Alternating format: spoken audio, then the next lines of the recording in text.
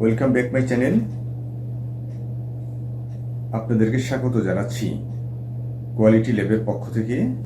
গত পর্বে আলোচনা করেছিলাম একটি ফিনিশিং সেকশনে গার্মেন্টস ফ্যাক্টরিতে কী কী ধরনের মেশিন ব্যবহার করা হয়, মেশিনের কাজগুলো কি কি, কিভাবে ব্যবহার করা হয় এবং ব্যবহার করার সময় কি কি ধরনের বিষয় লক্ষ্য রাখতে হয়, এ টু জেড আলোচনা করেছিলাম।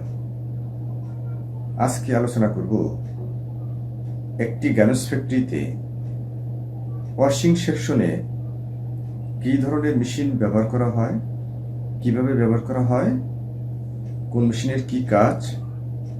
মূলত এই ভিডিওটিতে আপনারা একটি গার্মেন্টস ফ্যাক্টরিতে ওয়াশিং সেকশনে ওয়াশ প্রসিডিউর যে বিষয়টি আছে তা জানতে পারবেন। তো ভিডিওটি প্রথম থেকে শেষ পর্যন্ত যদি দেখেন তাহলে আপনাদের একটা কমপ্লিট ধারণা হবে একটি গার্মেন্টস ফ্যাক্টরিতে ওয়াশিং সেকশনে মূলত কিভাবে কাজ করা হয়।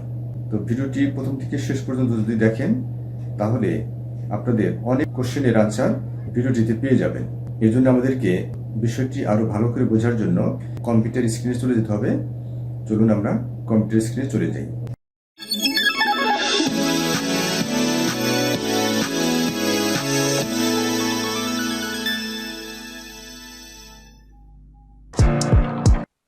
তো যেটি বলতেছিলাম, আজকের এই ভিডিওর মাধ্যমে আপনারা ওয়াশ সম্পর্কে এ টু জেড জানতে পারবেন।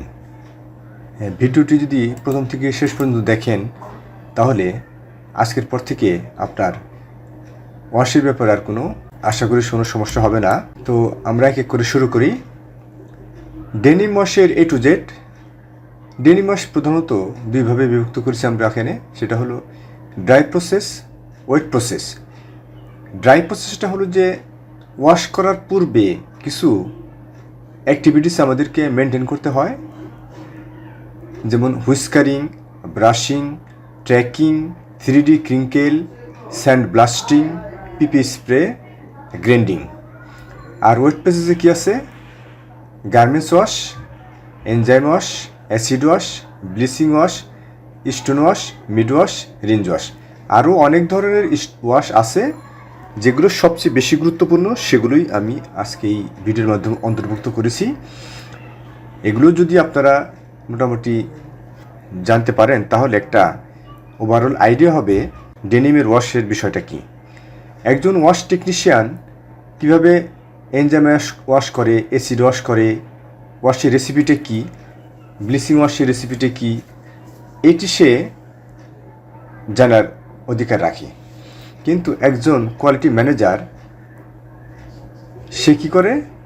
দেখলে যেন বুঝতে পারে এটা কী ওয়াশ, এনজাইম ওয়াশের অ্যাপিয়ারেন্সটা কী, অ্যাসিড ওয়াশের অ্যাপিয়ারেন্সটা কী, ব্লিচিং ওয়াশের অ্যাপিয়ারেন্সটা কী, সে এটা রেসিপি তার জানার দরকার নেই, জানলে ভালো। তো সেজন্য দেখে বুঝতে পারে এটা এই ওয়াশ। তো মূল ভিডিওর আগে আমরা জেনে নিব মানে গার্মেন্টস ফ্যাক্টরিতে কী ধরনের মেশিন ব্যবহার করা হয়। আমরা এই বিষয়গুলো সম্পর্কে জানবো, এই যে ড্রাই প্রসেস, ওয়েট প্রসেস জানবো। তার আগে আমরা একটু দেখে নেই চট করে ওয়াশ ফ্যাক্টরিতে কী ধরনের মেশিনারিজ ব্যবহার করতে হয়। যেমন সাইড লোডিং ওয়াশিং মেশিন। এই মেশিনটার মাধ্যমে আপনার যেমন ফ্রন্ট লোডিং, দেখেন সাইড লোডিং বা ফ্রন্ট লোডিং, এই যে আপনার সামনে থেকে এই ঢাকনাটা খোলা হয়েছে এবং এর ভিতরে এই গার্মেন্টস দেওয়া হয়, গার্মেন্টস দিয়ে আপনার ওয়াশ করা হয়, সাইড লোডিং বা ফ্রন্ট লোডিং। আচ্ছা, তারপরে তো ওয়াশ করার পরে কী করতে হবে? আবার শুকাইতে হবে না? এটাকে বলা হয় হাইড্রো স্ট্যাক্টর মেশিন। অর্থাৎ এই মেশিনটার মধ্যে গার্মেন্টসে যে জায়গায় দেওয়া হয়, দেওয়ার পরে মেশিনটা ঘোরে, অনেক জোরে ঘোরার ফলে পানিটা এখান থেকে ঝরে যাওয়ার পরে আপনার এই যে দেখেন এই মেশিনটার মধ্যে আপনার ড্রায়ার মেশিন। এটা হলো ড্রায়ার, অর্থাৎ ড্রায়ার মানে কি? শুকনা। এখানে শুকানো হয়। এটা দুই ধরনের হয়, একটা স্টিম ড্রায়ার আর একটা হলো গ্যাস ড্রায়ার। গ্যাস ড্রায়ারটা তাড়াতাড়ি হয়, স্টিম ড্রায়ারটা দেরিতে হয়। তো গ্যাস ড্রায়ারে করলে কিন্তু আপনার মেজারমেন্টের মাইনাস হওয়ার সম্ভাবনা থাকে, স্টিম ড্রায়ারে যদি করেন তাহলে কিন্তু আপনার মেজারমেন্টে মাইনাস হওয়ার সম্ভাবনা কম। ঠিক আছে, এগুলো আমার যে দীর্ঘ অভিজ্ঞতা সেখান থেকে আমি অভিজ্ঞতাটা শেয়ার করলাম।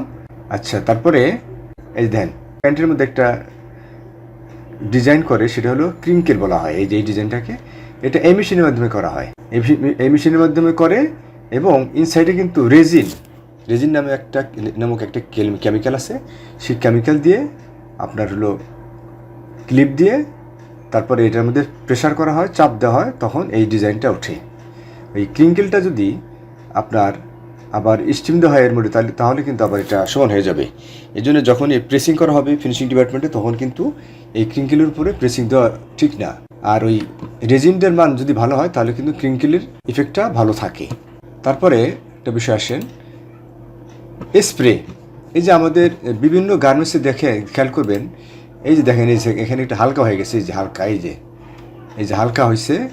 তারপরে আপনার এই যেখানে যে হালকা হয়েছে না, তারপরে আপনার হলো এই যে দেখেন একটা হালকা হয়েছে না, এই যে এটাকে আমরা হলো কি বলি, পিপি স্প্রে। এই যে একটা লোক এই ওয়াশ ডিপার্টমেন্টে স্প্রে করতেছে, এটা কিন্তু পরে যখন আবার ওয়াশ করবে তখন কিন্তু আর এই যে এরকম হয়ে যাবে, এই ছবিতে দেখতে পাচ্ছেন এরকম হয়ে যাবে। এটা হলো পিপি স্প্রে। তারপর একটা বিষয় হলো, এই যে দেখতে পাচ্ছেন প্যান্টের বিভিন্ন ডিজাইন, এটাকে আমরা বলি গ্রাইন্ডিং মেশিন। এই গ্রাইন্ডিং মেশিন, এটার মধ্যে একটা পাথর, এটা যখন সুইচ দেওয়া হয় তখন এটা ঘোরে। ওই টেকনিকটা কাজে লাগিয়ে মেশিনের মধ্যে আপনার এই গার্মেন্টসের মধ্যে এখানে ডিস্ট্রয় করা হয়েছে। মানে এই ধরনের রুচিবোধও আছে, মানুষ এই ধরনের প্যান্ট পরে, এই ধরনের রুচিবোধও পৃথিবীতে লক্ষ্য করা যায়। এটা হলো গ্রাইন্ডিং মেশিন। এই গ্রাইন্ডিং মেশিন দিয়ে এই ধরনের ডিজাইন তোলা হয়। আপনার এই নিতে তোলা হয়, তারপরে স্কোপ পকেট আছে না, স্কোপ পকেট এই জায়গায় তোলা হয়। তারপর অনেক সময় হেমের মধ্যে তোলা হয়, এই গ্রাইন্ডিং মেশিন দিয়ে এই ডিজাইনটা তোলা হয়। লেজার মেশিন আছে না, লেজার মেশিন দিয়ে দেখেন পৃথিবীতে এই ধরনের রুচিবোধের মানুষও আছে। এই যে মেশিনটা গ্রাইন্ডিং মেশিন দিয়ে, আপনার এই মেশিনটা লেজার মেশিন দিয়ে, এই যে দেখতে পাচ্ছেন এইটা হলো লেজার মেশিন। এইখানে বড়িটা রাখার পর এখানে আলোর বিচ্ছুরণ, অর্থাৎ গামারশ্মি, আলফারশ্মি, বেটারশ্মি আছে যে, সেগুলো দিয়ে এখানে ডিস্ট্রয় করা হতেছে। যখন এটা আপনার হাওয়া মারা হবে অর্থাৎ ওয়াশ করা হবে, তখন এই যে এরকম হয়ে যাবে। দেখেন এইরকম রুচিবোধের লোক পাওয়া যায় যে এই ধরনের সেরা প্যান্ট, গ্রাইন্ডিং করা প্যান্ট, সেটা সে পরতেছে। আচ্ছা, যাই হোক, আপনার আর একটা মেশিন আছে সর্বশেষে, সেটা হলো যে কেমিক্যাল মিক্সার মেশিন। এই মেশিনটার মাধ্যমে কেমিক্যাল মিক্সার করা হয়। এটি কিন্তু একটা ভালো একটা গুরুত্বপূর্ণ মেশিন, কারণ আমরা লক্ষ্য করেছি যে মাঝে মাঝে ওয়াশ ফ্যাক্টরিতে যখন গার্মেন্টস আসে তখন আপনার ওয়াশিং স্পট থাকে। ওয়াশিং স্পটটা কেন হয়? এই গ্রাইন্ডিং মেশিনের মধ্যে যখন কেমিক্যালটা মিক্সার করা হয়, তখন যদি ভালোভাবে মিক্সার না করা হয় তখন কিন্তু এই জিনিসটা চলে আসে। ঠিক আছে, তো এই হলো মোটামুটি মেশিন ব্যবহার করা হয় গার্মেন্টস ফ্যাক্টরিতে। তো এবার আমরা জানবো যে এই যে ওয়েট প্রসেস যে গার্মেন্টসগুলো, ঠিক আছে, তারপরে যে হুইস্কারিং, ব্রাশিং, 3D ক্রিঙ্কেল, এগুলো দেখতে কেমন, এটি কোনটার কি নাম, কি তার বৈশিষ্ট্য, আপনারা যদি অ্যাট এ গ্লান্সে দেখলে বুঝতে পারেন এটা এই জিনিস। প্রথমে আলোচনা করি গার্মেন্টস ওয়াশটা কি। গার্মেন্টসটা শুধুমাত্র এই মেশিনে, আপনার এই যে মেশিনে পানি দিয়ে 5 মিনিট রাখবে, ঘোরাবে, 5 মিনিট ঘোরানোর পরে এই মেশিন দিয়ে হাইড্রো করে এই মেশিনে ড্রায়ার করবে। অর্থাৎ এখানে গার্মেন্টসের কোনো পড়বে না, প্রভাব পড়বে না। দেখেন এই যেটা খেয়াল করেন, এইটার মধ্যে আছে আপনার গার্মেন্টস ওয়াশ, মানে এখানে কোনো পরিবর্তন হয় নাই, যা কালার তাই আছে। এটা হলো গার্মেন্টস ওয়াশ।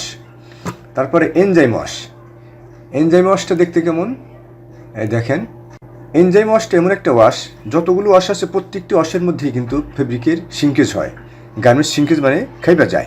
একমাত্র এনজাইম ওয়াশটা এমন একটা ওয়াশ, খুবই সফট, 4 থেকে 5 ঘন্টা সময় লাগে এই ওয়াশটা করার জন্য। এই ওয়াশটা করার পরে গার্মেন্টসটা একবারে খুবই সফট হয়ে যায়, নরম হয়ে যায়, ছেড়ে দেয়। এটা হলো এনজাইম ওয়াশ। পরতে খুব আরামদায়ক এই গার্মেন্টসটি, এনজাইমেশ্বর গার্মেন্টস খুব পরতে খুব আরামদায়ক। তারপরে আসতে হলো আপনার অ্যাসিড ওয়াশ। তো অ্যাসিড ওয়াশের গার্মেন্টসটা কেমন দেখতে, দেখেন অ্যাসিড ওয়াশ, এই যে এটা হলো অ্যাসিড ওয়াশের গার্মেন্টস। তো এরকম যদি অ্যাপিয়ারেন্স থাকে আপনি বুঝবেন যে এটি অ্যাসিড ওয়াশ।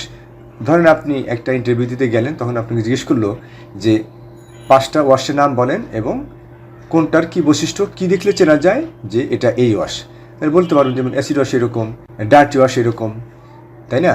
তারপরে ব্লিচিং ওয়াশ। ব্লিচিং ওয়াশটা কি দেখাচ্ছি আমরা আপনাকে। এই যে দেখেন, এই যেখানে 3টা ছবি আছে, ব্লিচ ওয়াশ অর্থাৎ এই যে দেখতে পাচ্ছেন 3 নম্বর ছবিটা ডান পাশে, এই প্যান্টটাকে এখানে ব্লিচিং করছে। ব্লিচ মাইরা, ব্লিচ একটা ধরনের ডিটারজেন্ট পাউডার কেমিক্যাল, কালারকে কেটে ফেলা হয়েছে। তারপরে এটা এরকম হয়ে গেছে, ব্লিচ ওয়াশ হয়ে গেছে, ঠিক আছে, ব্লিচ ওয়াশ। তারপরে স্টোন ওয়াশ। এই দেখেন স্টোন মানে কি, পাথর। একটা গার্মেন্টসকে ধরেন, এই গার্মেন্টসটা মনে করেন যে স্টোন ওয়াশ করা হবে। এই স্টোন ওয়াশ যদি করা হয় তাহলে গার্মেন্টসটা খুব সফট হয়, ঠিক আছে, শক্ত যে ভাবটা এটা আপনার ছেড়ে দেয়। এই যে দেখেন স্টোন ওয়াশ, আমার এই কারসার দেখতে পাচ্ছেন, এই কারসার, এটা হলো স্টোন ওয়াশের গার্মেন্টস। তারপর আছে হলো আপনার মিড ওয়াশ। মিড ওয়াশ মানে কি, মধ্যম ওয়াশ, অর্থাৎ এই দেখেন ছবিতে মিড ওয়াশ। এই যে মিড ওয়াশটা এরকম। ব্লিচ ওয়াশ বাম্পার ছবিটা দেখতে পাচ্ছেন, ব্লিচ ওয়াশ মানে কালার কেটে ফেলাইছে, তারপরে কালার কম কাটছে মাঝখানেরটা, এটাকে আমরা মিড ওয়াশ বলতেছি। আরেকটা হলো রিঞ্জ ওয়াশ। রিঞ্জ ওয়াশটা কি, যে কোনো কালার কাটে নাই, পানির মধ্যে চুবাইছে, চুবানোর পরে হাইড্রো করছে, হাইড্রো করার পরে ড্রাই ওয়াশ করছে, এটা কিন্তু আপনার রিঞ্জ ওয়াশ হয়ে গেছে। ক্লিয়ার? এইটাই হলো আপনার ওয়াশের ক্যাটাগরি, ওয়েট প্রসেসিং ক্যাটাগরি গেল। এবার আমরা চিনব হুইস্কারিং কি, ব্রাশিং, ট্র্যাকিং কি, এগুলো আমরা একটু জানবো এবার। যেমন হুইস্কারিং, এটা হলো হুইস্কার। এই যে দেখতে পাচ্ছেন না মাঝখানের ছবিটা, এটা হলো হুইস্কার, ঠিক আছে, এটা হলো হুইস্কার। তারপরে ব্রাশ করছে, ব্রাশিং, এই যে এটাও আপনার ব্রাশ করছে। তারপর আপনার হলো এই যে এটা ব্রাশ করছে, এই যে দেখছেন এটা ব্রাশ করছে। তারপরে ট্র্যাকিং কি আপনারা খেয়াল করবেন, ট্র্যাকিং হলো কিছু গার্মেন্টস আপনারা লক্ষ্য করবেন, ছবিটা এখানে নাই, ট্র্যাকিংয়ের ছবিটা এখানে নাই। ট্র্যাকিংটা হলো আপনারা খেয়াল করবেন, এই ওয়েস্টের যে কয়েন পকেটের ওখানে, সাইড সিমের কর্ড স্টিচের এখানে, তারপরে স্কোপ পকেটের এখানে ট্যাগপিন দিয়ে আটকে দেওয়া হয়। তো ট্যাগপিন দিয়ে আটকানোর পর তার ব্যাক পকেটে ট্যাগপিন দিয়ে আটকানো হয়। ট্যাগপিন দিয়ে আটকানোর পরে ওখানে কেমিক্যাল কম যায়, তো কেমিক্যাল কম যাওয়ার কারণে ওখানে একটা ওয়াশের একটা ইফেক্ট থাকে, এটাই হলো ট্র্যাকিং। তো এই জন্যই এক্সপিরিয়েন্সটা খুবই দরকার। কিছু বিষয় আছে ওগুলো আসলে এই ভিডিওতে দেখানো সম্ভব হয় না। যা হোক, 3D ক্রিঙ্কেল, এই যে আমি বলছিলাম আপনাকে, এই যে এটা হলো 3D ক্রিঙ্কেল। আলোচনার প্রথম দিকে একটু ধারণা দেওয়ার চেষ্টা করেছিলাম ক্রিঙ্কেল। আর দেখেন এই যে হালকা কিন্তু এখানে গ্রেন্ডিং আছে, যে পকেটের এখানে গ্রেন্ডিং, যেটা একটু আগে আমি কথা বলছি, তারপরে আর একটু বলতেছি যে গ্রেন্ডিং, দেখেন এই যে গ্রেন্ডিং এটা, আর এটা হলো ক্রিঙ্কেল, 3D ক্রিঙ্কেল বলা হয়। আচ্ছা, তারপরে স্যান্ড ব্লাস্টিং, অনেক পরিচিত একটা গার্মেন্টসের জগতে আপনার একটা ওয়াশ, যেটা স্যান্ড ব্লাস্টিং। এই যেখানে স্যান্ড ব্লাস্টিং, পিপিএস স্প্রে আর স্যান্ড ব্লাস্টিংয়ের মধ্যে একটু পার্থক্য আছে। পিপিএসের মধ্যে আপনার ইফেক্টটা কম দেখা যায়, আর স্যান্ড ব্লাস্টিংয়ের মধ্যে বড় আকারে এবং আর একটু লাইট হয় স্যান্ড ব্লাস্টিংটা, এটা হলো মেন পার্থক্য। এই যে এই স্যান্ড ব্লাস্টিং গান, এটা দিয়ে স্প্রে করা হয়। স্প্রে করা হলে তারপর ওয়াশ করার পরে আপনার স্যান্ড ব্লাস্টিংয়ের ইফেক্ট ওঠে। তো এটার মধ্যে কেমিক্যাল দেওয়া থাকে, এদিক দিয়ে কেমিক্যাল যায়, তখন এটা স্যান্ড ব্লাস্টিং হয়ে যায়। তো এগুলো আগে ছিল ম্যানুয়াল, হাত দিয়ে করা হতো, শিস কাগজ দিয়ে ঘষে করা হতো। এখন বিভিন্ন প্রযুক্তি উন্নত হয়েছে, বিভিন্ন মেথড আসছে, সেগুলো দিয়ে এখন খুব সহজেই তাড়াতাড়ি এগুলো করা যায়। পিপিএস স্প্রে, যেটা একটু আগে আমি বলছিলাম, পিপিএস স্প্রে তো একটু আগে বলছিলাম পিপিএস স্প্রে কোনটা। তারপরে গ্রেন্ডিং হলো এই যেটা গ্রেন্ডিং, এটা হলো গ্রেন্ডিং। ক্লিয়ার? তো এইভাবেই মোটামুটি ওয়াশ করা হয়। তো এই ভিডিওর মাধ্যমে জানতে পারছেন আসলে ড্রাই প্রসেস কী, ওয়েট প্রসেস কী, কোনটা কী দেখলে ড্রাই প্রসেস, কী অ্যাক্টিভিটিস আছে ড্রাই প্রসেসের মধ্যে, কী অ্যাক্টিভিটিস আছে ওয়েট প্রসেসের মধ্যে, কী বিষয়, মেনলি কী ওয়াশ আছে ওয়েট প্রসেসের মধ্যে, এবং এগুলো কী অ্যাপিয়ারেন্স আছে দেখলে বোঝা যায়। আলোচনাটা করা হয়েছে, মোটামুটি একটা ধারণা দেওয়ার চেষ্টা করেছি। আমি তো আগেই বলেছি যে একটা ওয়াশ টেকনিশিয়ান জানে যে এসিড ওয়াশে কী কেমিক্যাল লাগবে, কতক্ষণ ঘোরাইতে হবে, কী করতে হবে। আর একজন ওয়াশের কোয়ালিটি ম্যানেজার, সে শুধু বলতে পারবে যে আমার এইরকম লাগবে, এটা হয় নাই, অথবা আমাকে এরকম করে দেন। ঠিক আছে, এইটা হলো বিষয়। আলোচনাটা আজকে এ পর্যন্তই। এখানে আপনি garments quality assurance system, total quality management, lean six sigma, to Z video পাবেন। আর ভিডিওগুলো যদি ভালো লেগে থাকে তাহলে চ্যানেলটি অবশ্যই সাবস্ক্রাইব করবেন, পাশে থাকা বেল আইকনটি প্রেস করে দিবেন, যাতে করে যখন আমি নতুন ভিডিও আপলোড করি তখন আপনারা নোটিফিকেশন পেয়ে যান। ওয়াশের ডিপার্টমেন্টে একটা বিষয়গুলো রাখি আলোচনা শেষ করার আগে, সেটা হলো যদি মেজারমেন্ট ঠিক রাখতে চান, ওয়াশ ডিপার্টমেন্টে যতই আপনার লোক থাকুক, আপনি যদি মেজারমেন্ট ঠিক রাখতে চান তাহলে আপনাকে একটা কাজ করতে হবে, সেটা হলো ফিনিশিং ডিপার্টমেন্ট থেকে আপনি একটি কোয়ালিটি ইন্সপেক্টর বা একটা সুপারভাইজার লেভেলের লোক ওয়াশে রাখবেন। যখন একটি ব্যাচ হবে সেই ব্যাচটার মেজারমেন্ট দেখতে হবে, ওয়েস্টে, হিপে, ইঞ্চিমে, থাইয়ে। যদি দেখেন ওকে, তাহলে ওখানে যে রেসিপি ছিল, টেম্পারেচার যা ছিল সেটা আপনার নোট করে রাখতে হবে। যখনই মেশিনের ভিতর দেওয়া হবে এটা ফলো আপ করবে। তা না হলে কিন্তু গার্মেন্টস ফ্যাক্টরিতে আপনার ওয়াশিং সেকশনে কিন্তু লোক মেশিনের ভিতরে গার্মেন্টস দিয়ে ঘুমানোর ফলে কি হয়, মেশিনে ঘুরতেই থাকে, তখন এটা মাইনাস হয়ে যায় এবং বার্ন হয়ে যায়। এটা আসলে তখন কোনো এভিডেন্স থাকে না, কিছুই বলা যায় না, কিছুই করা যায় না তখন। তো আপনারা যদি গার্মেন্টসের মেজারমেন্ট কন্ট্রোল করতে চান, এই কাজটা যদি করতে পারেন, আপনার ফ্যাক্টরির অধীনে যদি কোনো একটা কোয়ালিটি কন্ট্রোলার লেভেলের লোক রাখেন, তাকে দায়িত্ব বুঝিয়ে দেন যে তুমি এই জিনিস করবে, একটা করে ব্যাচ হবে, তুমি ওয়েস্ট, হিপ, থাই, ইঞ্চি মেজারমেন্ট করবা, তাহলে কিন্তু আপনি অবশ্যই ভালো একটা ফলাফল পাবেন। আমি যেটা ফলাফল পেয়েছি এই পদ্ধতি অবলম্বন করে আমি খুবই ভালো একটা ফলাফল পাইছি। যাই হোক, আলোচনা আজকে এই পর্যন্তই।